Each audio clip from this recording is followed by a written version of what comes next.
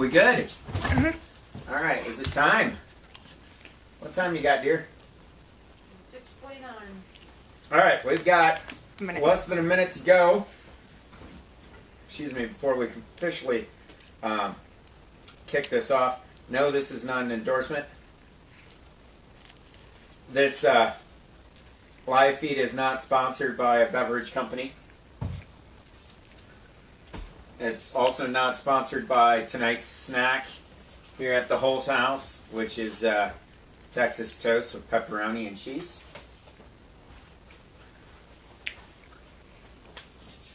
So, we do not have near as many teenagers in the house as we did last week to discuss Proverbs 28. But if we did, I'm pretty sure we'd get some laughing with Proverbs 30.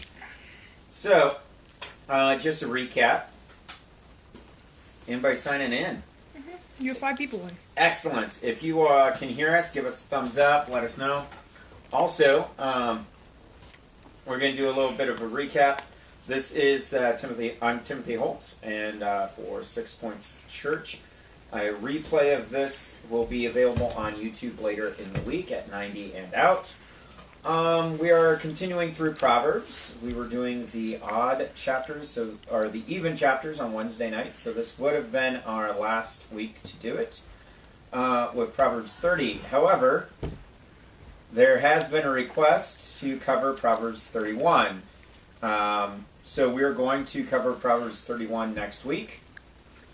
It is one of 2 that are not credited to King Solomon, Proverbs 30 and 31. Proverbs 30 is credited to a guy named Agar. I think that's how you pronounce his name. Either way, that's how I'm going to pronounce it.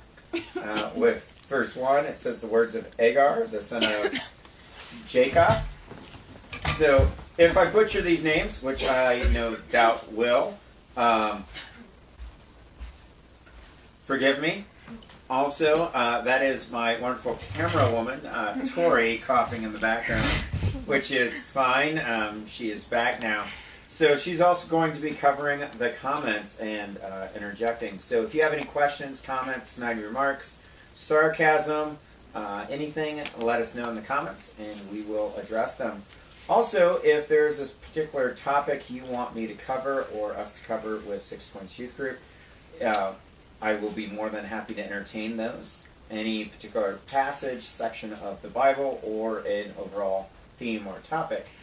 So, likewise with Proverbs 31 next week, that was by request. There is no subject off limits, so get some creative juices going. If there's something that you want to talk about, we will talk about it. With that being said, the format's very simple. Comment, I will be reading from the New King James Version of the Christian Bible. If you have a different version, let me know. Also let me know the differences in those texts. I like to compare and contrast those, and let's search for this truth together. Proverbs is written mostly from a father to a son perspective. Proverbs 30 follows that with the words of Agar. He's an old man talking to the next generation at large. And it's kind of an interesting view or perspective. So, and you might find some similarities. What's up? Oh, never mind. Are we still live? Mm-hmm. All right. So, with that, let's get started. I'm going to read through Proverbs 31 and then pick out a couple of things that caught my eye, and we will entertain questions and comments at that time. So, with that, let's open up with some prayer, and then I'll start with the reading. God, you are awesome. Thank you so much for these ancient texts. Even though these are copies of copies that have been passed down, we can still gather the overall meaning and gist of them and benefit us. You are amazing and wondrous and truly hard to comprehend at times. Amen. All right, let's do it. The words of Agar, the son of Jacob, his inheritance. This man declared to Ithiel, and Ukal, surely I am more stupid than any man, and do not have the understanding of a man. I neither learned wisdom nor have knowledge of the Holy One. Who has ascended into heaven or descended? Who has gathered the wind in his fists? Who has bound the waters in a garment? Who has established all the ends of the earth? What is his name? What is his son's name? Do you know? Every word of God is pure. He is a shield to those who put his trust in him. Do not add to his words, lest he rebuke you, and you be found a liar. 2 things I request of you. Deprive me not before I die. Remove falsehood and lies far from me. Give me neither poverty nor riches. Feed me with food allotted to me, lest I be full and deny you, and say, who is the Lord? Or lest I be poor and steal and profane the name of my God. Do not malign a servant to his master, lest he curse you, and you be found guilty. There is a generation that curses its father and does not bless its mother. There is a generation that is pure in its own eyes, yet is not washed from its filthiness. There is a generation, oh, how lofty are their eyes, and their eyelids are lifted up. There is a generation whose teeth are like swords and whose fangs are like knives, to devour the poor from off the earth and the needy from among men. The leech has 2 daughters. Give and give. There are 3 things that are never satisfied. 4 never say enough. The grave, the barren womb, the earth that is not satisfied with water, and the fire never says enough. The eye that mocks his father and scorns obedience to his mother. The ravens of the valley will pluck it out, and the young eagles will eat it. Oh. All right. If so, feel free and leave your comment in the comment section. Back to Proverbs, continuing at the 18th verse. There are 3 things which are too wonderful for me. Yes, 4 which I do not understand. The way of an eagle in the air, the way of the serpent on the rock, the way of a ship in the midst of the sea, and the way of a man with a virgin. This is the way of an adulterous woman. Hold that thought. Yeah, let's keep going. This is a way of an adulterous woman. She eats and wipes her mouth and says, I have done no wickedness. For 3 things the earth is perturbed. I just find that word funny. Perturbed. It's just a funny word. Myron said, hey, how are you? Hi, Myron. Yes, for 4 it cannot bear up. For a servant when he reigns, a fool when he is filled with food, a hateful woman when she is married, and a maidservant who succeeds her master. There are 4 things which are little on the earth, but they are exceedingly wise. The ants are a people not strong, yet they prepare their food in the summer. The rock badgers are a feeble folk, yet they make their homes in the crags. Crags? Crags. The locusts have no king, yet they are all advanced in ranks. The spider skillfully grasps with its hands, and it is in king's courts. There are 3 things which are majestic in pace, Yes, 4 which are stately in walk. A lion, which is mighty among beasts, and does not turn away from any. A greyhound, a male goat also, and a king whose troops are with him. If you have been foolish in exalting yourself, or if you have despised evil, put your hand on your mouth. For as the churning of milk produces butter, the wringing of the nose produces blood. So the forcing of wrath produces strife. And that, ladies and gentlemen, is Proverbs 30. So, if you have any comments, questions, feel free and ask. We'll get to those.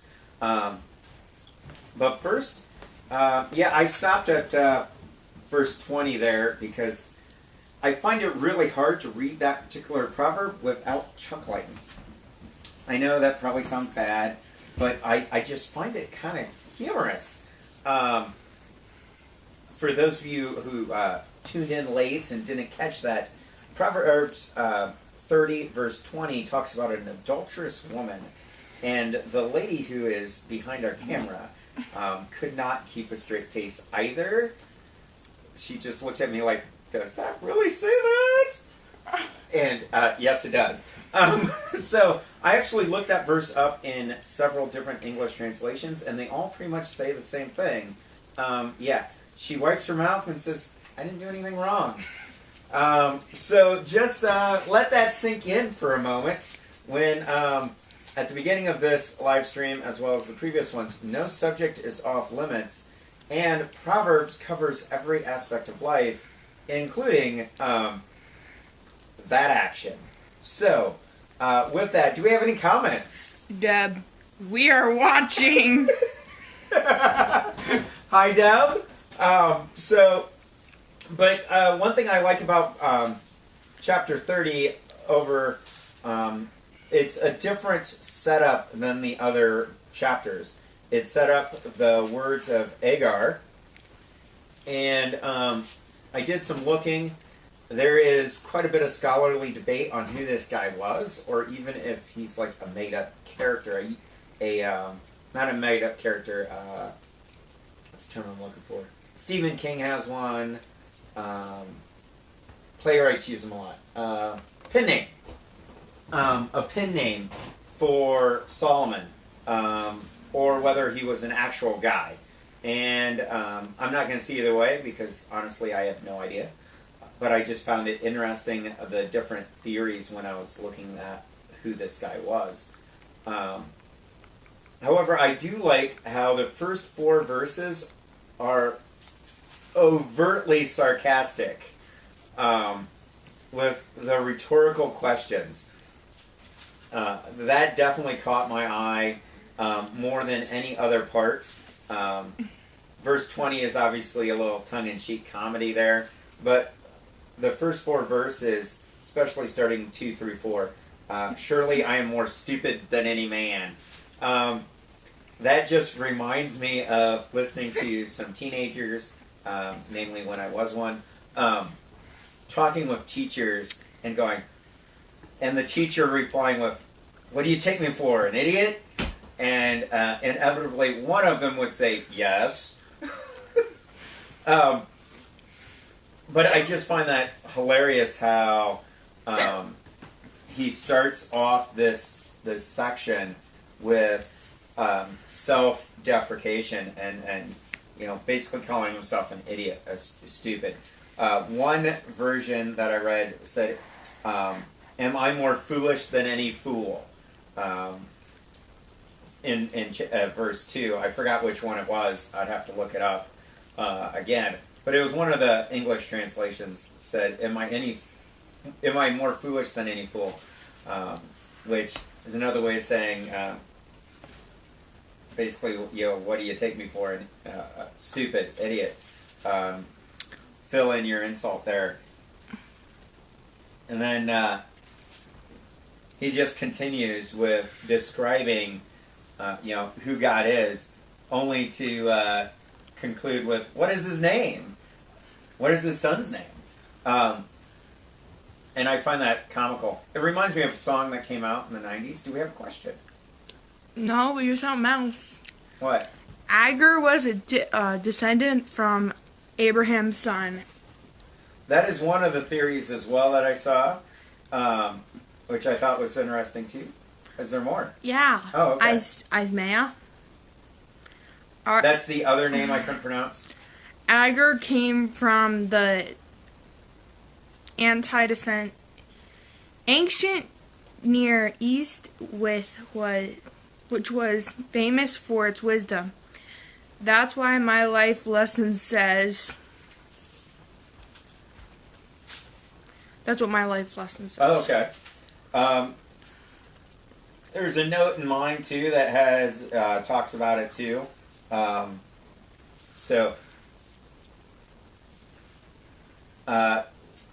Oh yeah, the song. There's a song that came out in the 90s. I remember when I first heard it at home, my mom thought it was pretty derogatory. She didn't like it. Well, she didn't. She didn't like the song at all.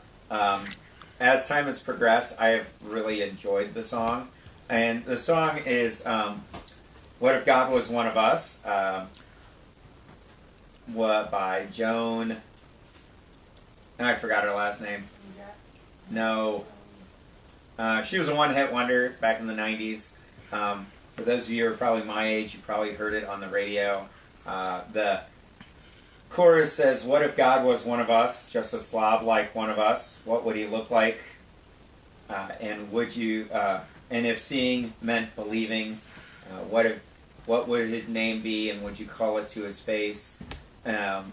Which kind of echoes this sentiment of these first 4 verses. But the whole chapter from start to finish reminds me of an old grandpa, like a great-grandpa in his 80s, 90s, just looking at the young whippersnappers and how things has changed.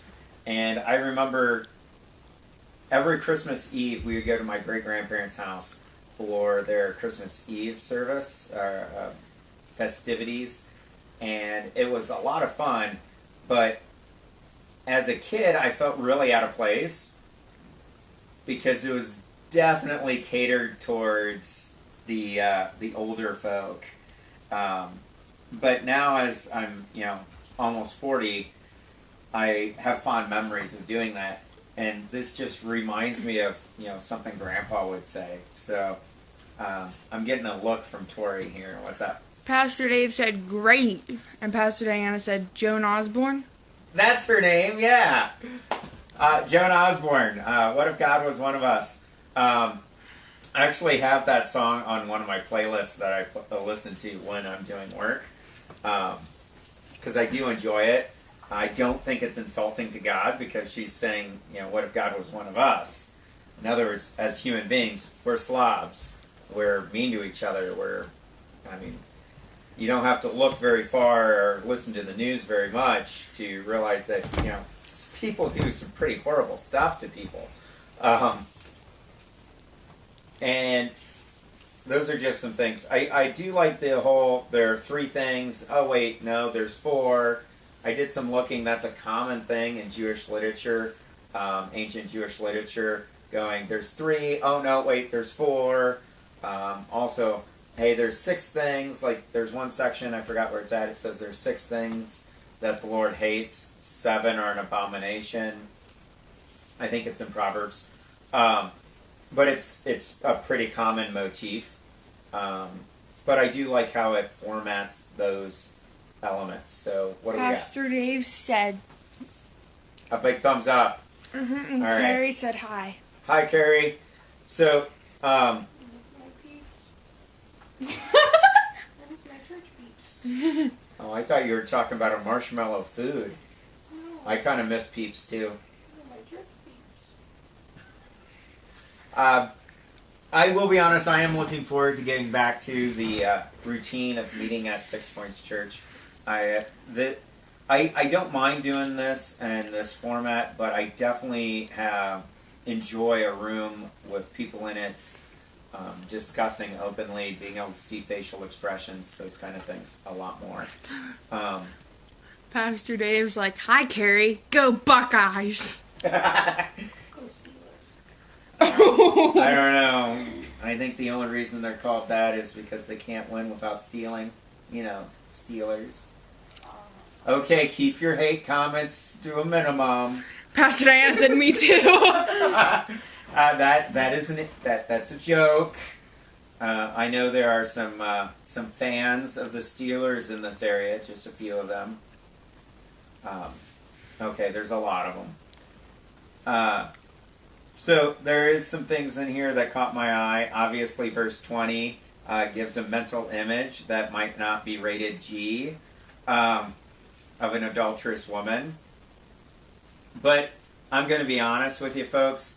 As a youth pastor, I've realized it pretty quickly. If you get embarrassed easily, don't hang out with teenagers. They get embarrassed easily. But if you do, don't hang out with them because they're going to say something that's going to embarrass you. Cheryl's like, "Hello, all." Hi, Cheryl. She can probably vouch for that, too. She's been pretty influential in a lot of teenagers' lives. But teenagers are this weird beast that one minute they can say something that's like profound, and the very next minute you're like, really? You had to go there, didn't you? And I think verse 20, 19 and 20, because 19 leads into 20, there is no way we could have a room with 15, 20 teenagers and there not be an uproar of laughter. Okay? let's just cut it right there. I don't even think we could cover verse 19 and 20 in the older adult class on Sunday morning without there being an uproar of laughter and some giggling going on. Carrie said, "Oh, Pastor Dave." And Pastor Dave's like, "You are doing a great job." And Deb said, verse 4, he is like Job when he asks questions. Then he goes on to explain. And Pastor Diana said, so true. Rhetorical questions. I know when I was studying literature in high school and college, as well as writing quite a bit of poetry, using rhetorical questions is a good narrative device to get people thinking. So I definitely like the format. So 19 and 20 talks about five things. One is the wave of an eagle in the air. If you've ever been hang gliding, you might have an idea of an eagle flying through the air. I have never been hang gliding. I have done rappelling and a lot of other crazy stuff, but never hang gliding. I would love to at some point in time, mainly to get that rush of like an eagle in the air and just go flying. What do you think? Should we do that sometime?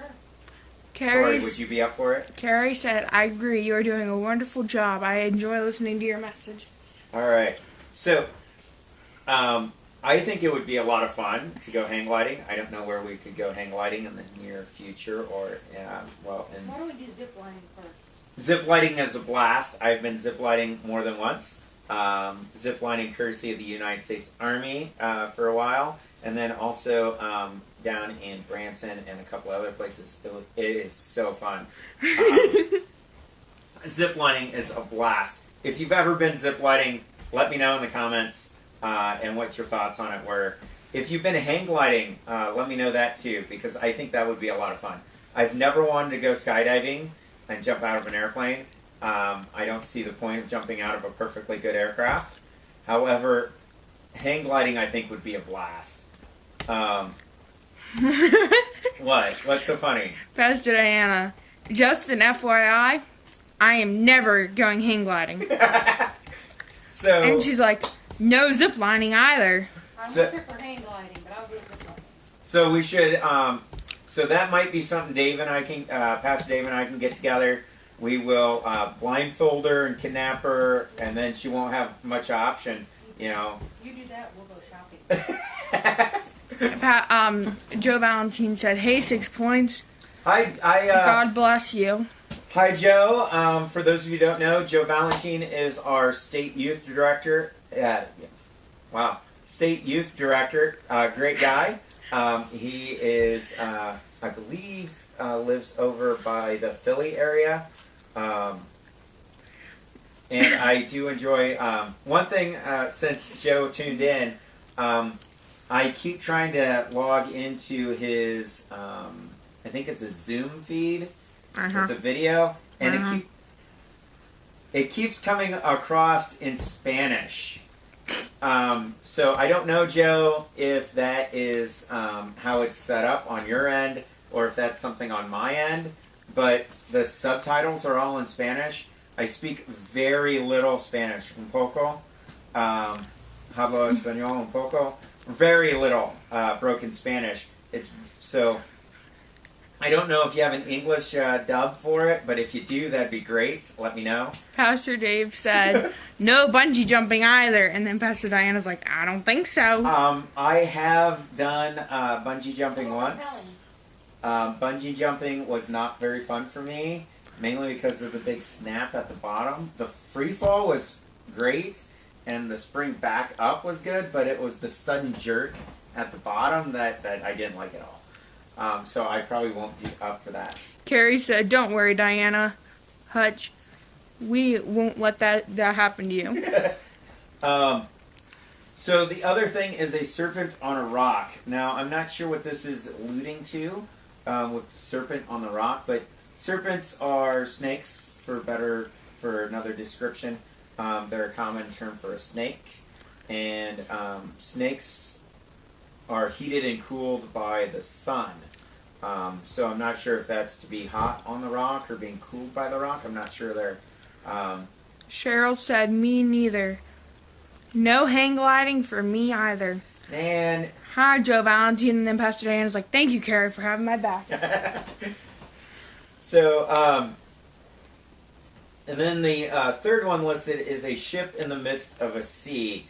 So an interesting story. My family got together over in Lake Michigan a couple of years ago. I've been 3 now. 2-3 years ago. And Jeremy, my dad, Kaylee, Zach, and I were going to go in a fishing boat out into Lake Michigan. For those of you who've never been to Lake Michigan, it is huge. It is the largest of the Great Lakes, if I'm not mistaken, but it is massive. And there's parts of the lake that you can be at where you can't see shore. And we were going to go, I think it was 3 or 5 miles offshore, go fishing in a fishing boat, similar to like you would deep sea fishing in the Atlantic. However, when we got there, the sea started to get choppy and ended up canceling, fortunately. They were talking 5-foot waves and 4 and 5 foot waves, less than a half a mile off the coast. And if you know much about fishing and boat fishing, farther off the shore you are, generally the bigger the waves are. So our boat captain told us that about a half a mile off of out of the sound where we were at, it was 4 foot. So where we're intended to be fishing, it would be closer to 10 to 12 foot waves, which would come up over his deck. He said the boat could take it, but since we were landlubbers and didn't have sea legs, he didn't want a bad experience for us. And I can respect that. But I am wanting to do that again sometime. I can't remember ever going on a fishing boat like that before. My dad said when we lived in Quantico, which is near Chesapeake Bay, I did when I was little, but I had been 3 or 4 at the time, so I cannot remember them. Pastor Dave said, "I am proud of you, Pastor Tim. You do a great job. I enjoy your teaching." Well, thank you, Pastor Dave. So if you've ever been deep sea fishing or on a ship in the midst of, like out in the ocean, whether that's a small dinghy or a big cruise ship, let me know. I've never been on a cruise ship or one of those types. I have been in pontoon boats. I've been canoeing. I love to canoe, by the way. Haven't done it in quite a while, but I do like to go canoeing and kayaking. But if you've ever been on a seagoing vessel out in the sea, choppy water, in the midst, give me a comment. I'd love to get your take on it. I'm told it can be pretty scary as well as exciting. So, Pastor Diana said, Pastor Tim, you sound like you're a daredevil. Well, kinda. I am up for most things. I figure if you don't enjoy life, then what's the point in living? She also said, love cruise ships and deep sea fishing. So they've been deep sea fishing. I don't know if she likes it. Okay. I have seen those shows like, what is it, Giant Tuna, and what's the one in Alaska? Deadliest Catch. And they look like some pretty hair-raising stuff goes on those ships and boats. Several people have told me who are former Marines as well as naval men that being out at sea can be one of those either you love it or hate it type of things. So, but anybody else? They said that they have been deep sea fishing. Okay, was it fun? Was that Pastor Dave and Diana? Was it fun? Did you guys enjoy it? Was the sea like smooth or? First time in my life I got seasick was on a deep sea fishing boat. Okay, I can't remember ever being seasick or motion sick, but I don't know. I think it would be pretty hair raising depending on the squall. The ship captain told us that sometimes. Was it fun? Oh yeah. The captain that was the ship captain and his first mate, they told us that out on Lake Michigan, you can be out there and it can be calm as complete, like crystal clear, see your reflection in the water, and then 5 minutes and waves are splashing up over the deck. And that just sounds so hair-raising scary to me. Like thrill ride central.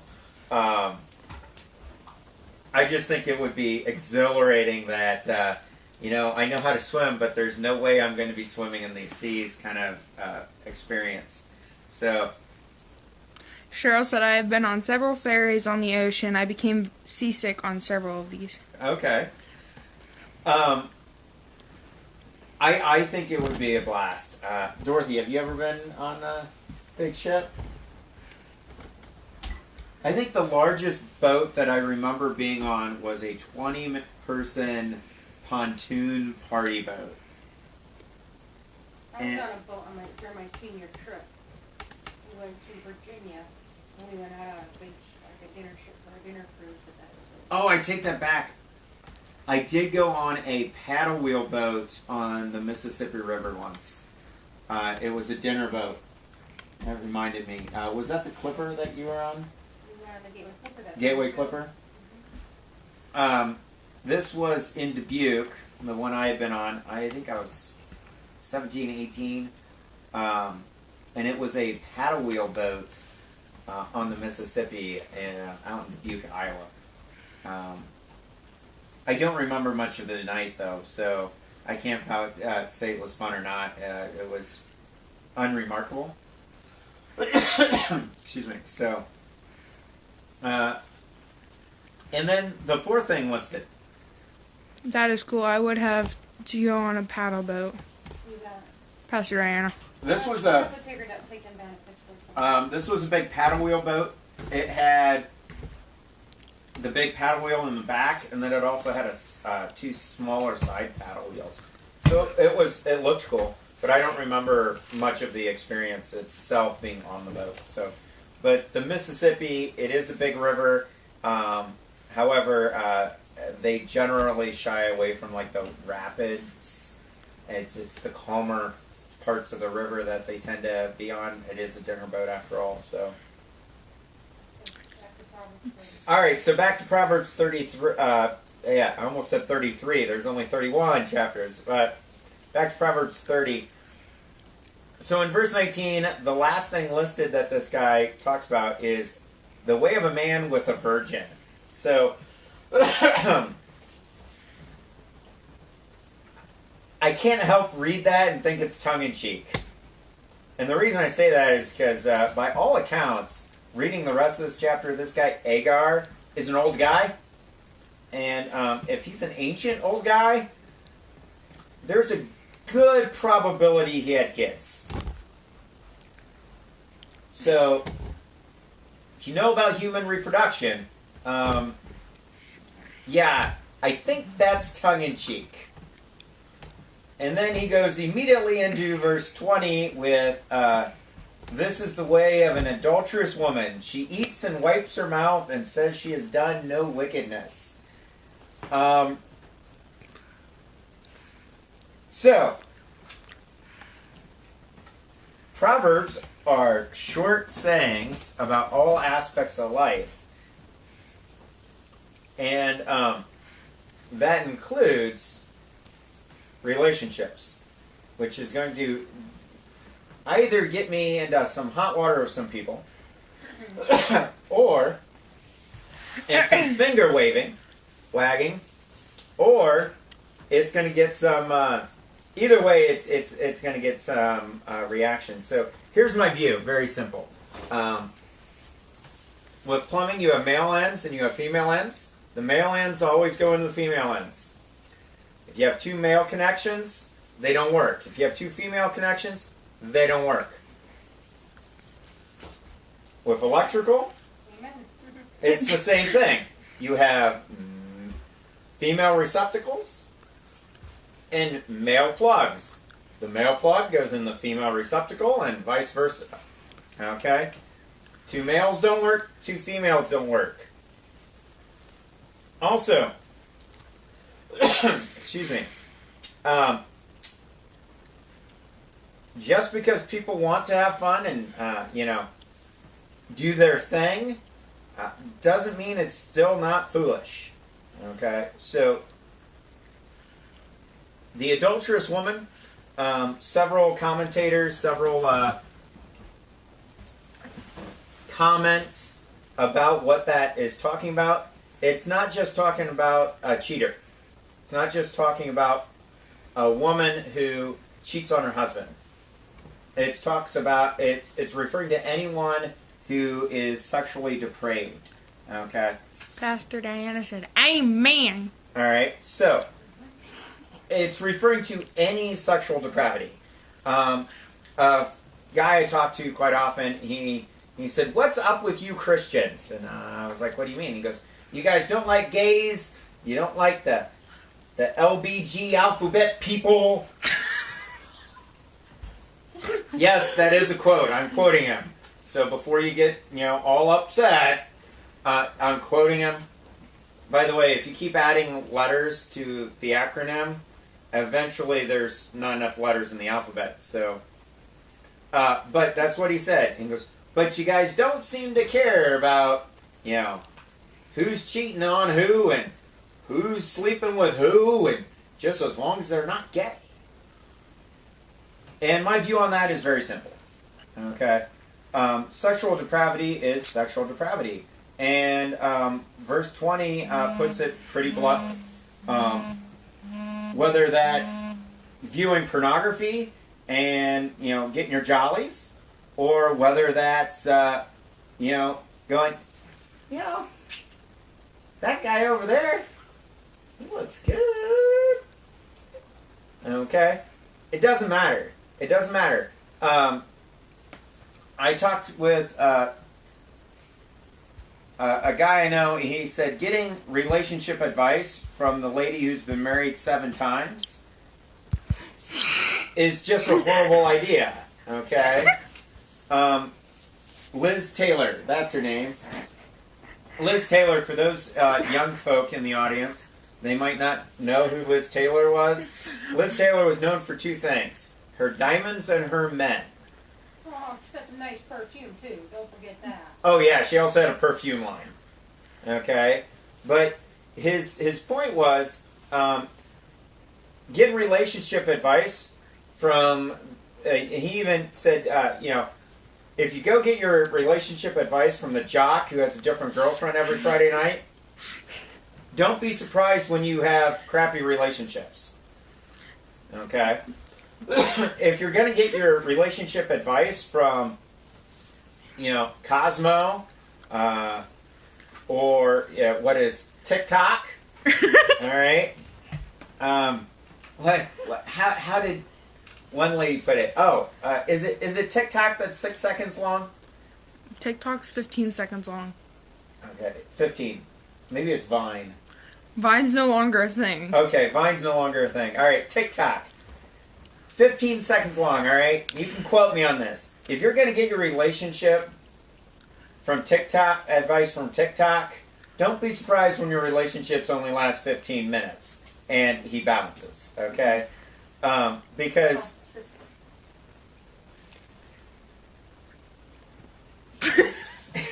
What?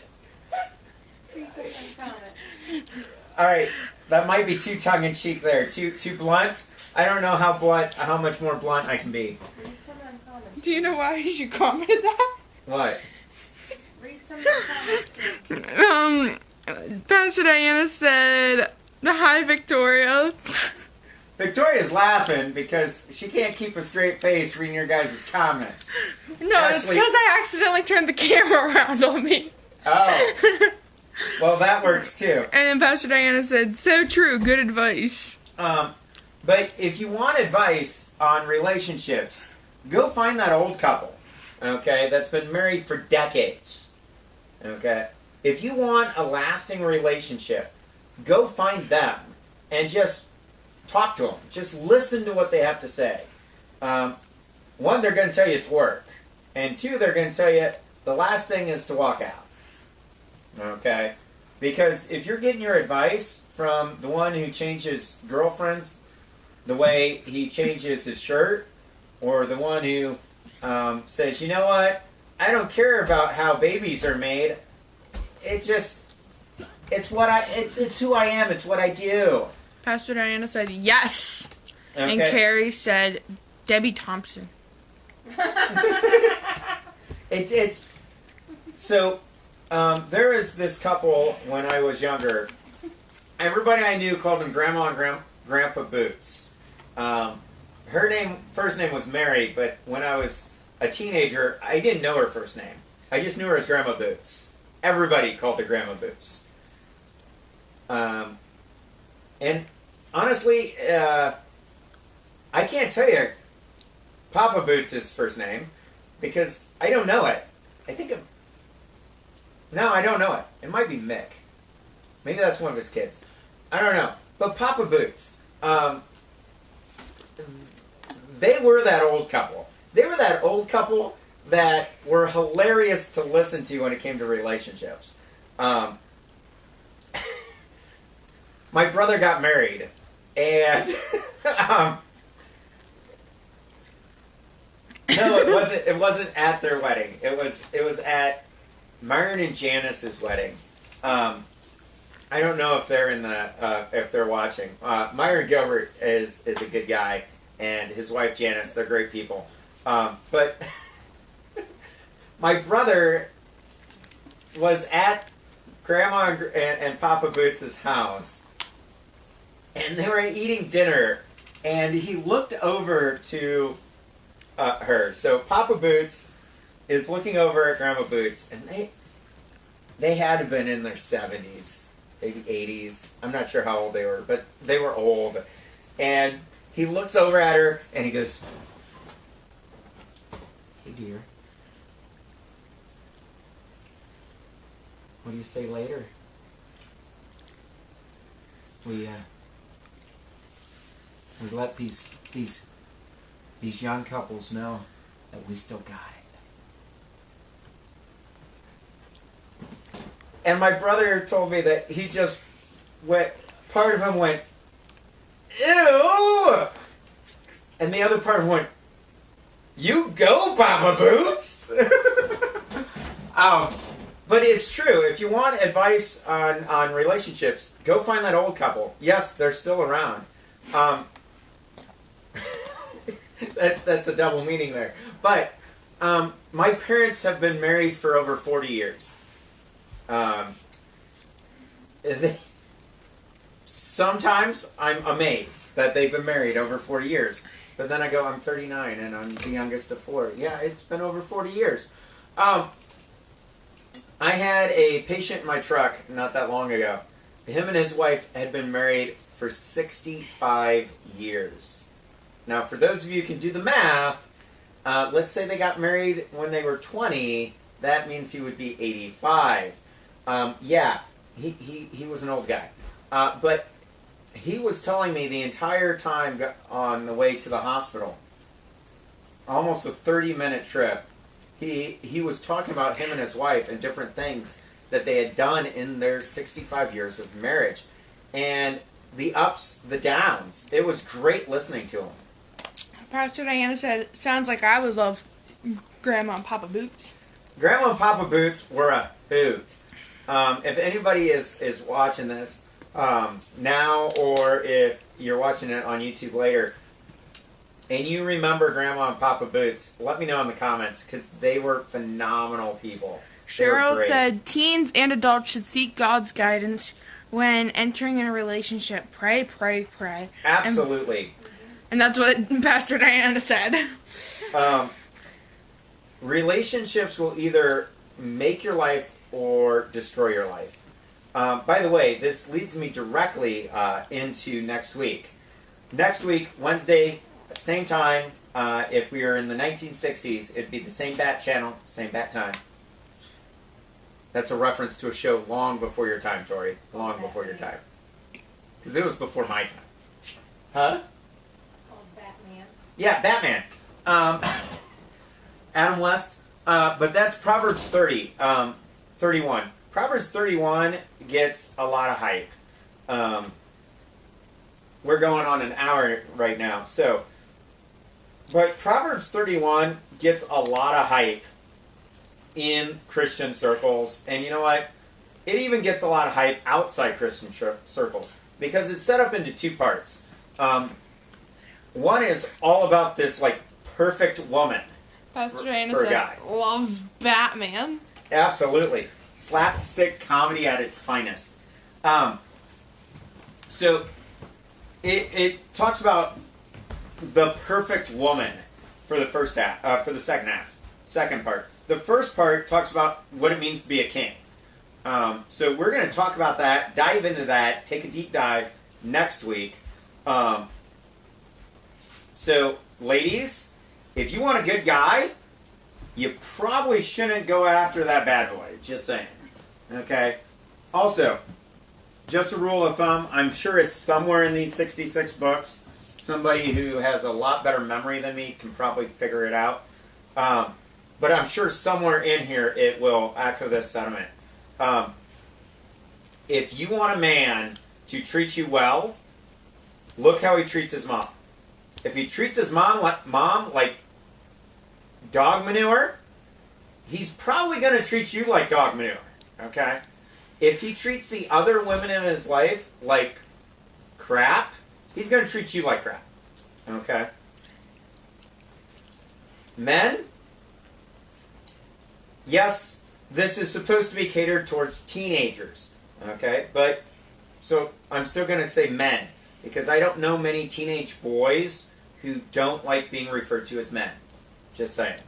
Alright? Pastor Diana, yes, great word. But men, if you want a good girl, if you want someone who's not going to cheat on you, someone who's not going to, run with you and just, oh, you know what, that guy looks better, I'm going to go after him, and be shallow, look how she treats the other men in her life. How does she treat her brothers? How does she treat her friends who are guys? This word is good for all ages, is what Pastor Diana Excuse me. said. How does she have a relationship with her dad? Okay. You know, you can call this Freudian if you want, but he had an unhealthy thing with his mom. All right, not getting into Freud here. So, I mean, there's even more. A maidservant who succeeds her mistress, hateful woman when she is married. There's another section in here, I think it's in Proverbs, it says it's better for a man to live in the corner on his roof than in the house with a contentious woman. So just think about that. Biff said, I tell my youth girls, remember, when you find your husband is how he going to be X. If you meet him at a bar, don't be surprised when he drinks. Exactly. If you're getting your relationship advice from people who get drunk every weekend and can't remember how many one-night stands they've been in, I would advise you against getting advice from them. Okay? If you, I remember a person gave some advice to me one time, and they said, your wedding was nothing like mine. And I had to laugh. They didn't give that advice to me directly. They gave it to someone else who gave it to me. And I had to laugh because that person had been married 5 times. So clearly there was something going on there. But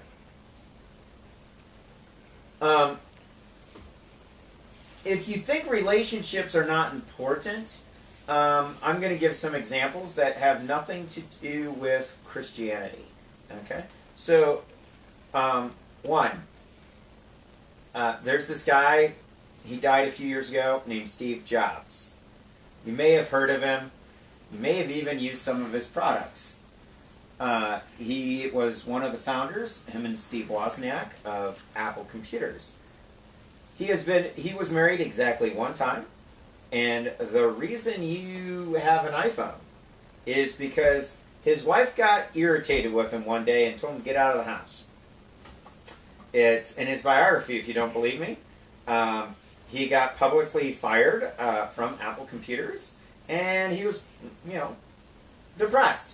So his wife said, I'm tired of dealing with your crabbiness. There's a community college down the street. Go take some classes and get out of the house. He did. And while there, he got involved with a small company. You may have heard of them. It's Pixar. And from there, he got asked to come back to Apple. But through all of those ups and downs, him and his wife stayed together. They stayed together when he was building computers out of their garage and had no money. They stayed together when their kids had ups and downs. They stayed together when he was publicly ridiculed. But they stayed together.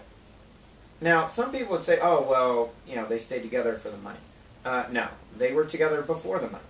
The money came later. My parents have been blessed quite a bit, most of which has come from hard work. However, there are 3 things that you need to accomplish if you want to be successful in life. This is what I'm going to close on, and I think this encapsulates Mr. Agar's sediment here, okay? 3 things. All right? So, 3 things in life as a teenager during your life. 3, that's it. If you want to be prosperous, it boils down to 3 things. The first one is graduate. That's it. Graduate. Graduate from high school. Graduate from a tech school. Graduate from a college. Graduate. Okay? Complete the task. Second one. Don't make babies outside of getting married. In other words, get married, then make babies. In that order, okay? And stay married. Okay? So those go together. That's number 2A and 2B. 2A being get married, then make babies. And 2B is stay married. And the third one is work for a living. That's it. Work for a living. Okay? If you're able to do those three things, you will be in the 1%. You will be prosperous. Historically speaking, you will be head and shoulders above everyone else with prosperity. If you look at all of the financially top 1% of the 1%, the Rockefellers, the Bill Gates, Warren Buffett, they did those three things. Okay? Now, that doesn't mean there's not some outliers that didn't do those three things, okay, and have money. But generally speaking, you do those three things, you're going to be prosperous. However, they're going to take discipline. They're going to take work, and they're going to take wisdom. Pastor Diana said, great analogy. Now, if you don't believe me on how important relationships are, I'm just going to say one thing about divorce. Okay? I have been divorced. And that battle It's a long battle. cost over $60,000. Pastor Diana, such a great word. Thank you, Pastor Okay. Tim. This is the best advice young people can hear. Now, if that didn't happen, just think of how things would be different. Okay? So, with that, we're going to close. It's been an hour, it looks like, with the clock up there. I'm going to close the same way that Mr. Agar closes. Okay? And that is with verse 33. Okay? Actually, we're going to start with 32. And then we're going to close this feed. You can keep commenting if you want. Keep the discussion going. Pastor Diana, adults too. Okay, but we're going to start 32, 33.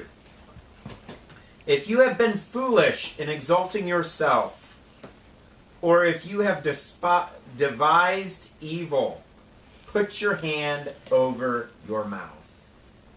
For as churning of milk produces butter, and wringing the nose produces blood, so the forcing of wrath produces strife.